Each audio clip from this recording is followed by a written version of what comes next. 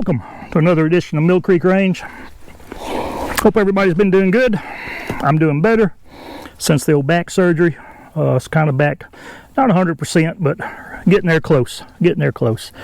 Hot day today. Come out here on the range, do a little bit of work. Started to shoot a little video. So this past Saturday, which was October, I'm gonna look here and see again. I forgot. Terrible with dates. Yeah, Saturday, October 19th. I flew in from California. Was out there at a little trade show, and took the red eye back. Got in Birmingham about 9:15. So I done what every red-blooded American male should do, and female as well. Can't leave them out now. Yeah, my wife was gone. She was out with some family doing some things. So I went to gun show. It was the Alabama Collectors Gun Show there in Birmingham / Hoover at the Hoover Metroplex, and had a pocket full of cash.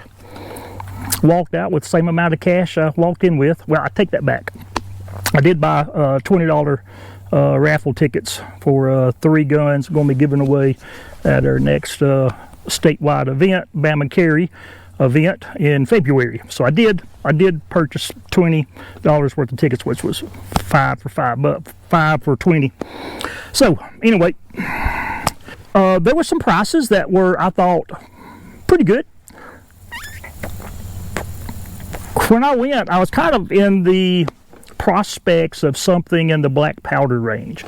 Flintlock, cap lock, cap and ball, revolver, or trapdoor, carbine. So yeah, there was quite a few brown besses. I really wasn't looking for something that was smoothbore though. I was really in the flintlock. I'd like something with a rifled barrel, and typically not in your 50, 60, upwards caliber wise. So I sort of specific on what I was looking at, and unfortunately didn't find. Did find some fairly nice looking 73s, Winchesters in 44 WCF, as well as 3840, and I think the other one is 3220, I believe. I think there was one that was in the 32.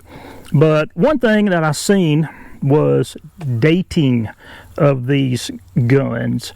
One gentleman, he had it was nice looking 73, didn't have a lot of bluing left on it, but it had a nice brown patina, and it was in 3840, and he had on the tag that it was manufactured in 1875.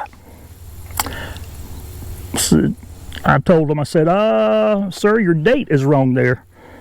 He said, oh no, it's 1875. I said, well, sir, that can't be, because 3840 was not available in the Winchester Model 73 in 1875. It didn't come out available in the Winchester Model 73 until 1880.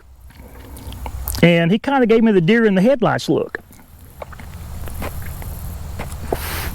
So I moved on, and there was on down, there was, I don't know, probably 8 rows deep, maybe 100 yards long each row.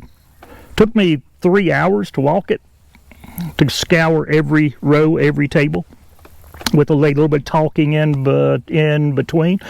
So anyway, I went down to another table, and there was 2 trapdoors.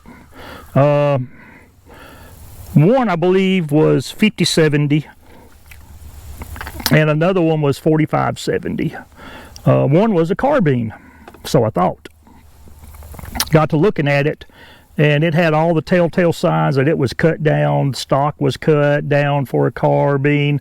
The barrel had been cut down. It just didn't, you could tell it was not a authentic carbine. And I told them, I said, hey, because it was like $800. And I said, oh man, and I started, looking out. Nope, no, not going to do it. And I said, oh yeah, that one's looks okay, but it's not a authentic carbine. And then he kind of started fessing up. Yeah, it had been modified.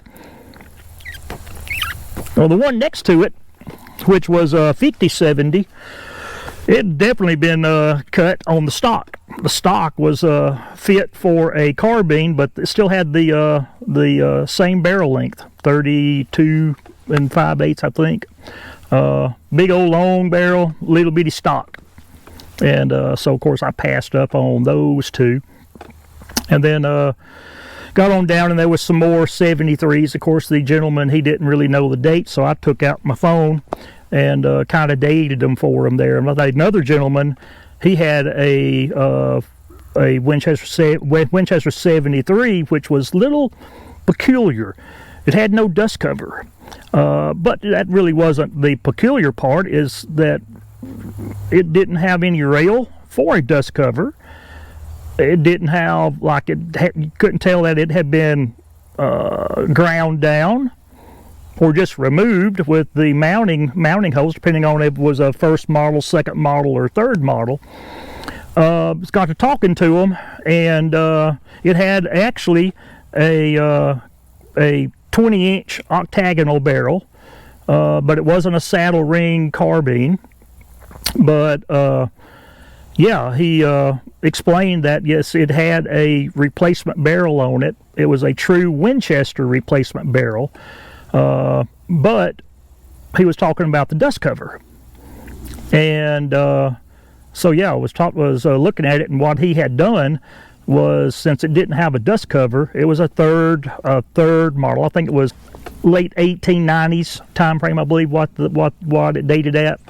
But he had removed the rail for the dust cover and welded up the mounting holes, finished it off, and then kind of refinished the frame. And it was, I'm thinking it was, he had a price tag on it like $3,000 or so.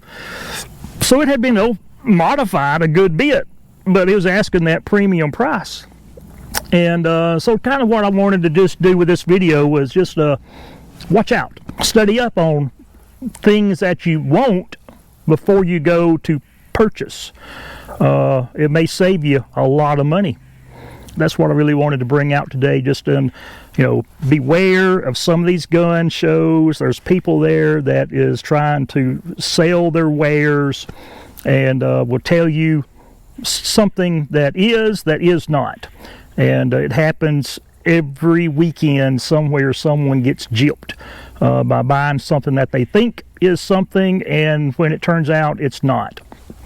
So with that, hope y'all enjoyed a little bit of this that I brought. Hope to catch y'all on down the trail somewhere. Keep your powder dry in the meantime. What lies ahead of us, we have no idea what's fixing to happen, guys. So be safe out there, and we'll see you up on down the trail later on. Bye-bye.